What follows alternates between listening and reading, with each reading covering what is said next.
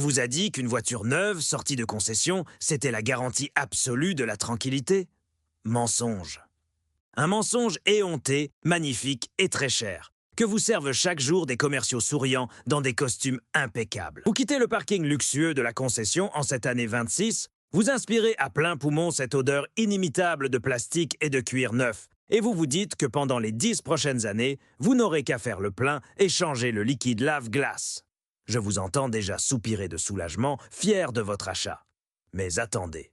Arrêtez tout. Vous ne vous doutez même pas qu'à cette seconde précise, dès que vos roues ont touché le bitume en dehors de la concession, le compte à rebours invisible de l'autodestruction de votre voiture a commencé.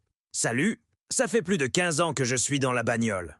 J'ai bossé en concession officielle, j'ai bu des cafés avec les ingénieurs, j'ai discuté avec les directeurs des ventes. Et je connais toute cette cuisine sale, imprégnée d'huile de vidange, de l'intérieur. J'en ai marre de voir des gens normaux, des hommes et des femmes pragmatiques qui ont économisé pendant des années pour une voiture neuve, se faire traire comme des vaches à lait. Le système est conçu pour que votre voiture fonctionne brillamment pendant exactement la durée de sa garantie. Et le lendemain de la fin de cette garantie, la voiture doit se transformer en citrouille, en un trou noir sans fin, aspirant l'argent de votre budget familial. Mais nous, on est plus malins. On ne va pas jouer selon leurs règles de tricheurs. Aujourd'hui, je vais vous donner des connaissances secrètes, des informations d'initiés qui vont faire trembler les concessionnaires.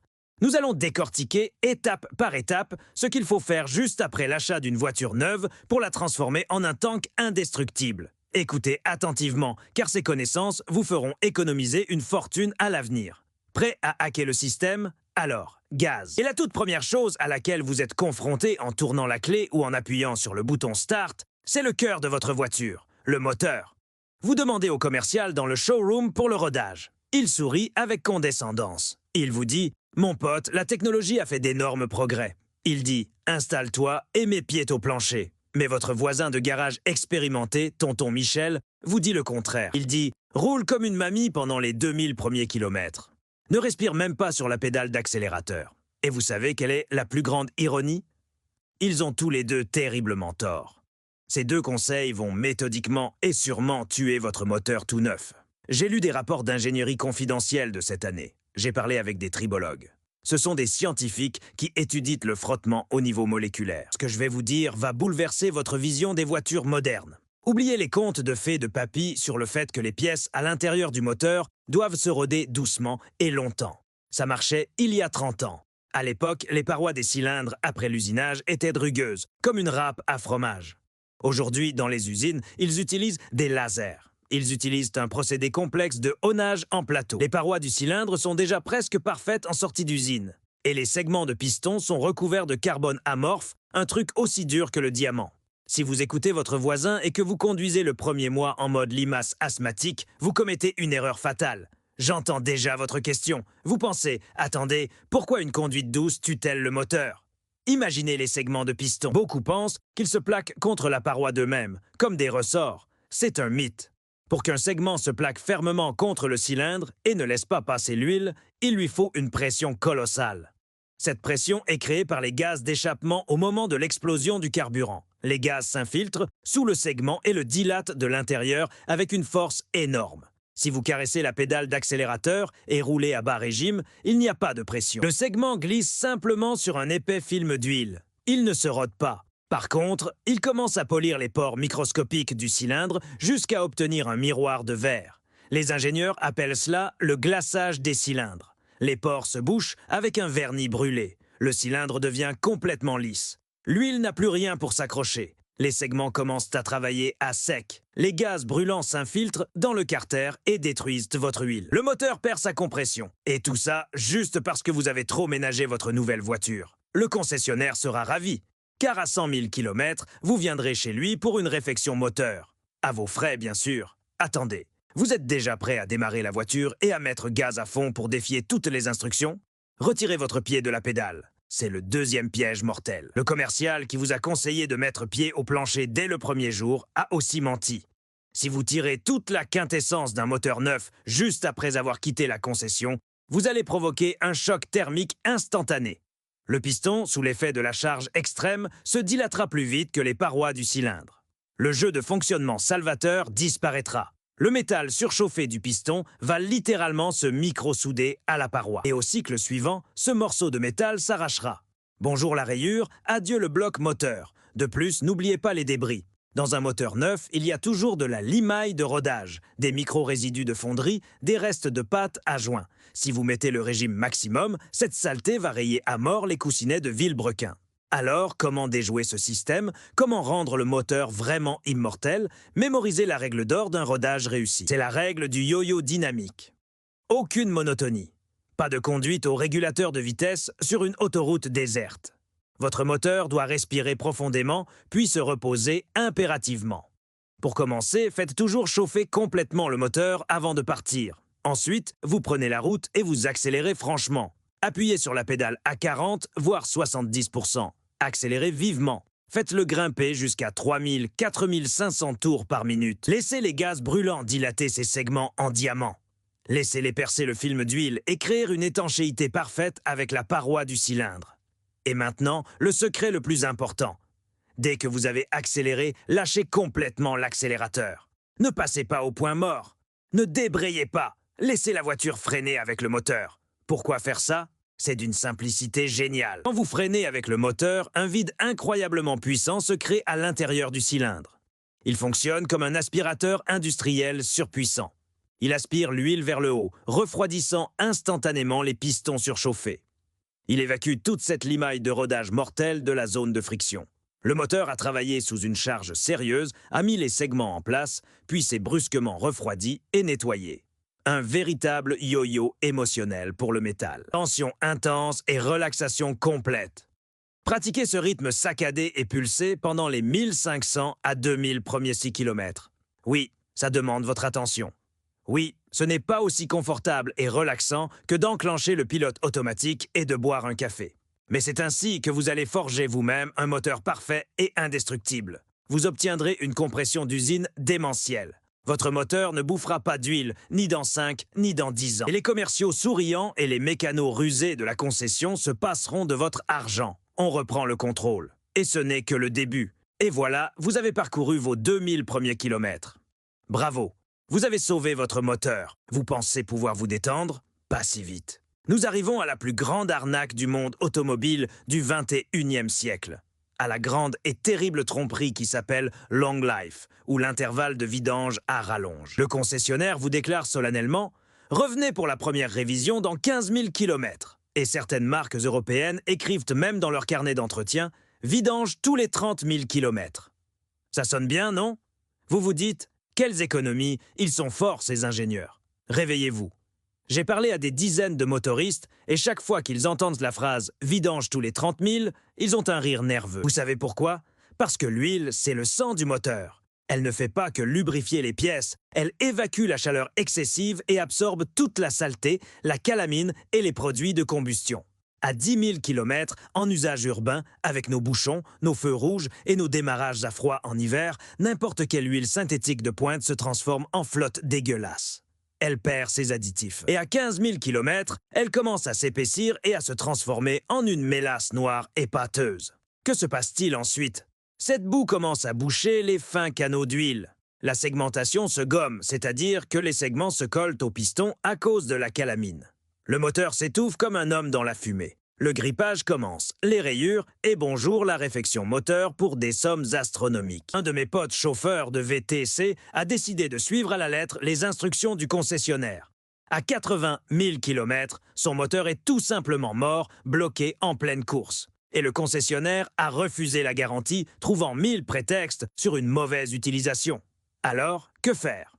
Notez et mémorisez cette règle d'or. Votre toute première vidange doit avoir lieu juste après le rodage, c'est-à-dire entre 1000 et 2000 km. Pourquoi? Parce que c'est dans cette huile que flotte toute la limaille métallique du rodage dont nous avons parlé. Il faut s'en débarrasser d'urgence, vider ce jus d'usine et mettre du sang neuf. Vous demandez, et la garantie? Le concessionnaire va me la faire sauter si je ne fais pas la vidange chez eux. Encore un mensonge éhonté des commerciaux. Personne n'a le droit de vous priver de la garantie constructeur pour une vidange intermédiaire. Vous pouvez le faire vous-même dans votre garage ou aller dans n'importe quel bon garage indépendant. Le secret, c'est d'acheter un filtre à huile d'origine et un nouveau joint de bouchon de vidange au comptoir des pièces détachées du concessionnaire lui-même. Gardez le ticket de caisse. Installez ce filtre. Quand vous arriverez à la révision officielle 1 an plus tard, le concessionnaire verra son propre filtre d'origine et ne posera pas la moindre question. Le système est hacké. Et comment faire les vidanges suivantes? Oubliez les chiffres du carnet d'entretien. Si vous avez une conduite agressive, que vous êtes souvent dans les bouchons, que vous faites des démarrages brusques, changez l'huile strictement tous les 10 000 km. Si vous avez un style de conduite calme et que vous faites beaucoup d'autoroute, le plafond est de 15 000 km. Pas 1 mètre de plus. Et si vous roulez peu, disons, juste pour aller faire les courses, et que vous faites à peine 5 000 km par an, retenez cette règle. L'huile se change 1 fois par an dans tous les cas. Même si la voiture est restée au garage, l'huile s'oxyde et perd ses propriétés chimiques. C'est une bombe à retardement. Et un autre point critique. Utilisez strictement la viscosité indiquée dans le manuel du constructeur, pas celle que le concessionnaire a intérêt à vous vendre depuis son stock. S'il est écrit 5W30, mettez de la 5W30. N'écoutez pas les histoires du mécano qui dit qu'il va vous mettre une huile plus épaisse pour que le moteur fasse moins de bruit. Les moteurs d'aujourd'hui sont conçus avec des jeux de fonctionnement micrométriques et une huile épaisse n'arrivera tout simplement pas à passer, provoquant un frottement à sec. Vous ne vous injectez pas du Nutella dans les veines à la place du sang. Si, alors n'expérimentez pas avec votre moteur. Bon, on a réglé le cas du moteur. Il respire, il est lubrifié, il est prêt à tourner pendant des années. Mais il est trop tôt pour se détendre. Devant nous se trouve la pièce la plus chère, la plus capricieuse et la plus rentable pour les garages de votre voiture.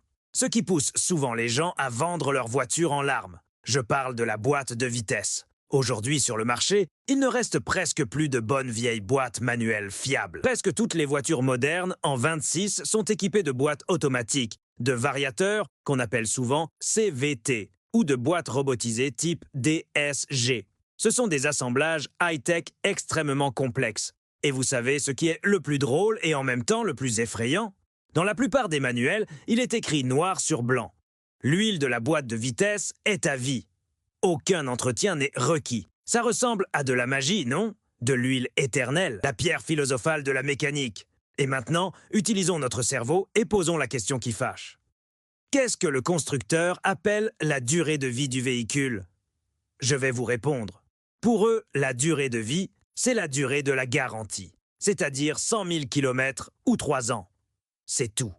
Après ça, selon leur logique, votre bagnole est bonne pour la casse, et vous, bon pour retourner au showroom, signer un nouveau chèque. Au cœur de votre boîte de vitesse automatique, il y a des disques d'embrayage. Ce sont des disques qui frottent constamment les uns contre les autres pour permettre les changements de vitesse. Ce frottement crée une poussière de friction. Cette poussière se mélange à l'huile. La poudre métallique des engrenages s'y ajoute aussi. À cause des hautes températures, l'huile se dégrade. Après 50 000 km, au lieu d'une huile propre et transparente, vous avez dans votre boîte une soupe épaisse, noire et abrasive. Cette soupe commence à détruire les délicates soupapes du bloc hydraulique. Et voilà, vous êtes dans un bouchon, vous accélérez et vous recevez un violent coup dans le dos. La boîte se met à donner des à-coups. Bienvenue au club de ceux qui ont cru au mythe de l'huile à vie. Le remplacement du bloc hydraulique ou une réfection complète de la boîte auto coûte aujourd'hui le prix d'une bonne voiture d'occasion d'il y a 5 ans. Pour éviter ce cauchemar, on va encore une fois à l'encontre des règles du concessionnaire. Si vous avez une boîte automatique classique à convertisseur de couple ou un variateur à variation continue, le fameux CVT, retenez bien ce programme. Tous les 30 000 km, vous devez faire une vidange partielle de l'huile. C'est quand on vide ce qu'il y a dans le carter et qu'on rajoute de l'huile neuve. Et tous les 40 à 50 000 km, il faut faire une vidange complète. Ça se fait avec une machine spéciale qui, par méthode de substitution, rince complètement la vieille mélasse du convertisseur de couple et du radiateur en la remplaçant par un liquide 100% propre. Avec un changement de filtre obligatoire, bien sûr. Et le variateur, que tout le monde craint pour sa fragilité, avec cette approche, il parcourra tranquillement 200 à 300 000 km. Croyez-en mon expérience. Et si vous avez une boîte robotisée à la mode, type DSG? Oh, ces boîtes sont fantastiques en dynamique. Elles économisent du carburant, elles passent les vitesses plus vite qu'un clignement d'œil. Mais elles sont incroyablement exigeantes. Si vous écoutez le concessionnaire et que vous ne touchez à rien, je vous garantis qu'autour de 60 à 80 000 km, le mécatronique vous dira adieu et l'embrayage partira en fumée. Le règlement pour les boîtes robotisées est aussi strict qu'un code militaire. Impérativement tous les 30 000 km, vidange de l'huile et changement du filtre de la boîte. Sans aucun compromis. Le prix de cette procédure est dérisoire comparé au remplacement d'un embrayage grillé. J'ai vu des larmes couler sur les joues d'hommes solides quand on leur a présenté la facture pour la réparation d'une boîte robotisée dont l'huile n'avait jamais été changée en 100 000 km. Ne soyez pas comme eux, soyez plus malins. Vous entretenez la boîte, elle vous emmène partout sans faillir pendant des années. C'est un marché honnête. Nous avons déjà vu comment sauver le cœur et le système nerveux de votre voiture. Le moteur et la boîte sont maintenant à l'abri des sabotages des concessionnaires. Mais la partie technique, ce n'est que la moitié du travail. Si votre voiture est en parfait état mécanique, mais qu'à l'extérieur, elle se transforme en une poubelle rouillée et rayée, sa valeur résiduelle va s'effondrer. Et dans la partie suivante, nous parlerons de la façon dont les constructeurs économisent sur la peinture, pourquoi les voitures neuves rouillent plus vite que les vieilles Peugeot 205 et comment protéger la carrosserie pour qu'après 5 ans, elle brille comme au premier jour. Et croyez-moi, ce que je vais vous raconter sur l'anticorrosion d'usine va vous donner envie de jeter un œil sous votre voiture dès ce soir. Préparez-vous, la suite sera encore plus intéressante. Alors, le moteur et la boîte sont sauvés. Les organes vitaux de votre bagnole sont maintenant sous haute protection contre les diversions des concessionnaires. Vous pensez pouvoir souffler et profiter tranquillement de votre achat? Pas si vite. On passe à ce que vous voyez tous les jours en vous approchant de votre voiture. Son apparence? La carrosserie. Si votre machine est en parfait état technique mais qu'elle ressemble à un seau rouillé et écaillé, son prix sur le marché de l'occasion va tout simplement crever le plancher. Aujourd'hui, on va parler de la peinture. Et là, les constructeurs se sont surpassés dans l'art de faire des économies de bout de chandelle. Saviez-vous que l'épaisseur de la peinture sur les voitures modernes qui sortent des chaînes cette année est exactement 2 fois plus fine que sur les voitures produites il y a 20 ans? Si avant, la couche de peinture avec le vernis faisait entre 100 et 120 microns, et que vous pouviez la polir presque chaque année, aujourd'hui ce chiffre tourne autour de 50 à 60 misérables microns. C'est plus fin qu'un cheveu humain. Ils vont vous raconter, les yeux dans les yeux, des fables sur les peintures écologiques à base d'eau, sur la protection de la couche d'ozone et les prairies verdoyantes. Mensonge, du pur marketing et de l'avarice. Ils économisent juste quelques litres de peinture sur chaque carrosserie, gagnant ainsi des millions d'euros. Résultat, le vernis moderne se raye si vous le regardez d'un air un peu trop sévère. Vous avez roulé derrière un camion sur l'autoroute, recevez une pluie d'éclats jusqu'au métal nu. Vous avez malencontreusement enlevé la neige avec une brosse en hiver.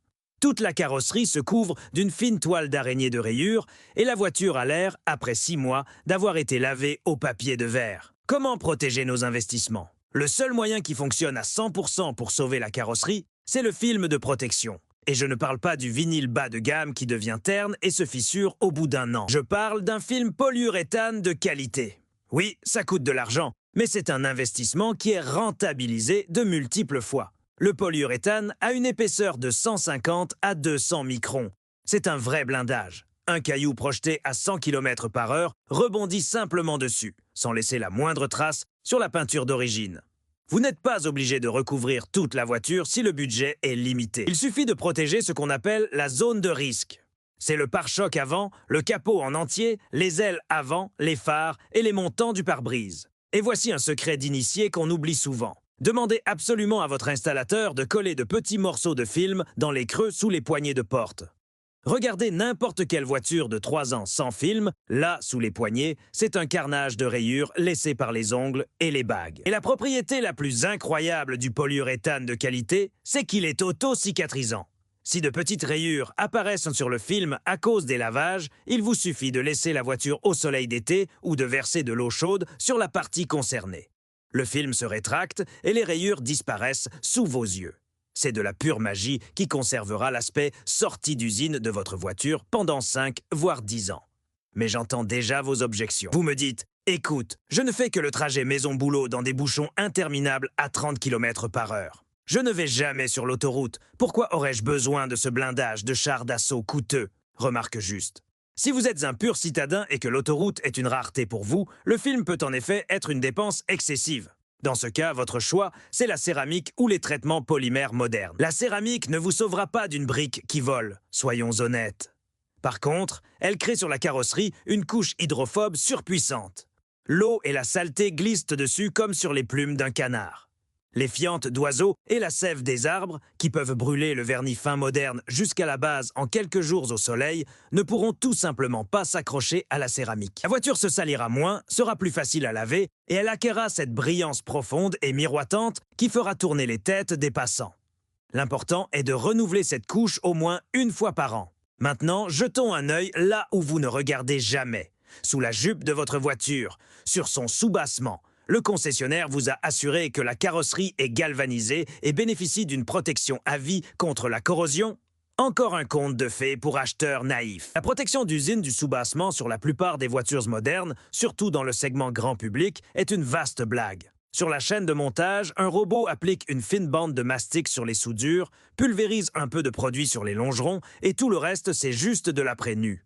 Pourquoi? Parce que le constructeur compte sur le fait que dans les conditions clémentes de l'Europe du Sud, la voiture fera ses 5 ans de garantie et partira à la casse. Mais nous vivons dans le monde réel. En hiver, nos routes sont arrosées de produits chimiques si agressifs qu'ils peuvent dissoudre la semelle de chaussures militaires, sans parler du métal fin.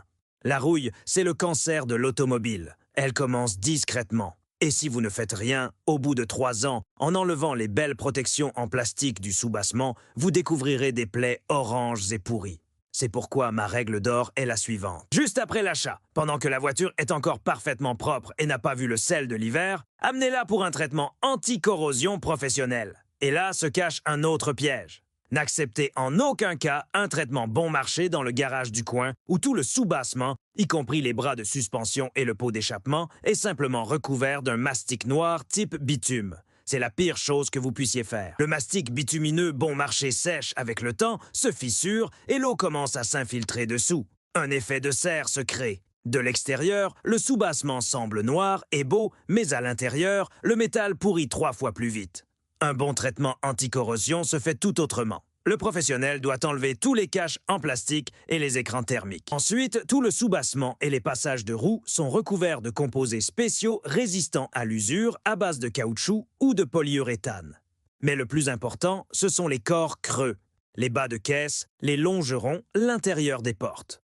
On y injecte sous haute pression, à l'aide de longs tuyaux, une cire pénétrante spéciale. Cette cire ne sèche jamais complètement. Elle reste élastique, repousse l'humidité et agit pendant des années comme un bouclier fiable. Vous avez fait un tel traitement?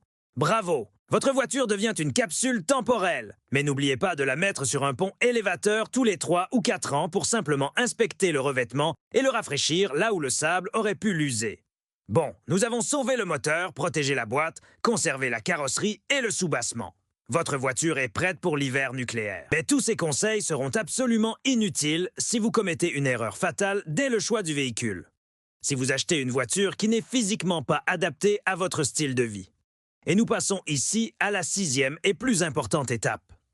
Le bon choix de l'outil pour la bonne tâche. L'erreur la plus classique, la plus douloureuse que je vois tous les jours.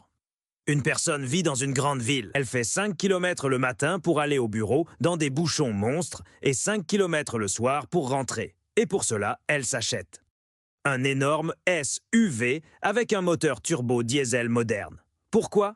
Je lui demande. Et il répond, ben voyons, le diesel ne consomme que 7 litres au 100 km. Je vais économiser une fortune en carburant. Vous entendez ce bruit? Ce sont les concessionnaires et les mécaniciens qui se frottent les mains en attendant votre argent. Acheter un diesel moderne pour rouler exclusivement en ville, c'est un suicide financier. Et voici pourquoi. Dans chaque voiture diesel moderne, il y a un garrot écologique appelé le filtre à particules, ou FAP. Il fonctionne comme une éponge géante qui attrape la suie des gaz d'échappement. Mais cette éponge n'est pas infinie. Il faut la nettoyer. Pour que le FAP se nettoie, ou comme disent les mécanos, se régénère, le moteur doit chauffer les gaz d'échappement à une température de 600 degrés. Et pour cela, il faut prendre l'autoroute et rouler à une vitesse constante pendant au moins 20 minutes. Que se passe-t-il en ville? Vous démarrez la voiture par temps froid. Le diesel chauffe incroyablement lentement. Vous êtes dans un bouchon. Le moteur est froid. La suie s'envole dans le filtre par kilogramme. La voiture comprend que le filtre se bouche et tente de lancer une régénération en injectant du carburant supplémentaire. Mais vous arrivez au bureau et vous coupez le moteur. Le processus est interrompu. Le carburant imbrûlé s'écoule le long des parois des cylindres directement dans le carter d'huile.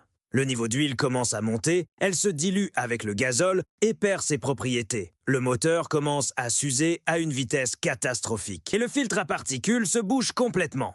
Et voilà, après 1 an d'une telle utilisation, une guirlande d'erreurs s'allume sur le tableau de bord, la voiture n'avance plus et le concessionnaire vous présente une facture de plusieurs milliers d'euros pour le remplacement du FAP et la réparation du système d'injection.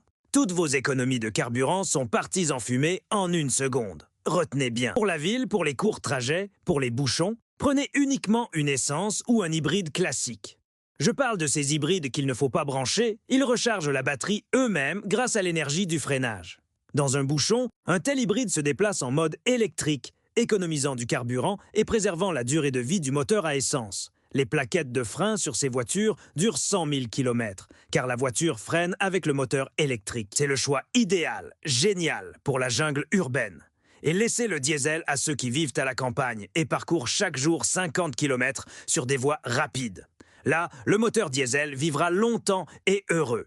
Et pour finir, puisque nous parlons des ruses des concessionnaires à l'achat, je dois vous avertir du principal piège juridique, la soi-disant extension de garantie.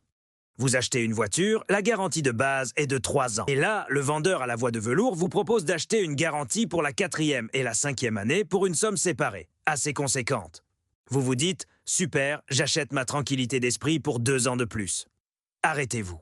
Lisez attentivement le contrat. Dans 90% des cas, ce bout de papier n'a rien à voir avec le constructeur. C'est simplement une police d'assurance d'une société tierce avec laquelle le concessionnaire a conclu un partenariat. Et si votre moteur casse pendant la garantie d'usine, le concessionnaire est obligé de le changer selon la loi. Mais si le moteur lâche la 5e année, sous votre extension de garantie, les règles du jeu changent. Vous arrivez au garage. La compagnie d'assurance envoie son expert de poche. Et cet expert fera tout son possible et impossible pour prouver que la panne est de votre faute. Il trouvera une micro-rayure sur le carter, il dira que vous avez mis du mauvais carburant, il invoquera une surchauffe qui n'a jamais eu lieu.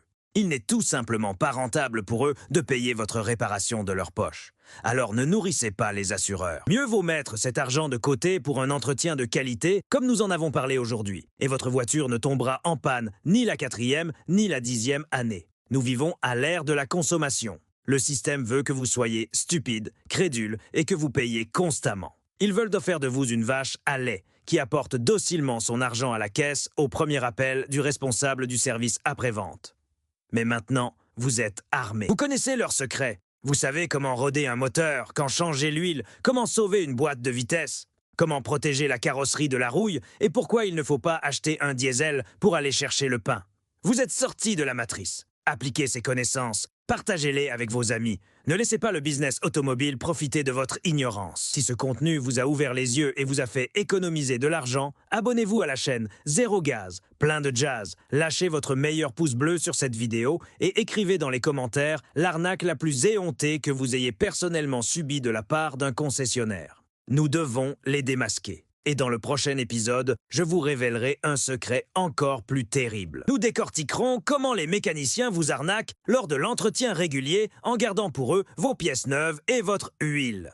Croyez-moi, après la prochaine vidéo, vous ne laisserez plus jamais votre voiture au garage sans surveillance. À bientôt, prenez soin de vos voitures et de vos portefeuilles.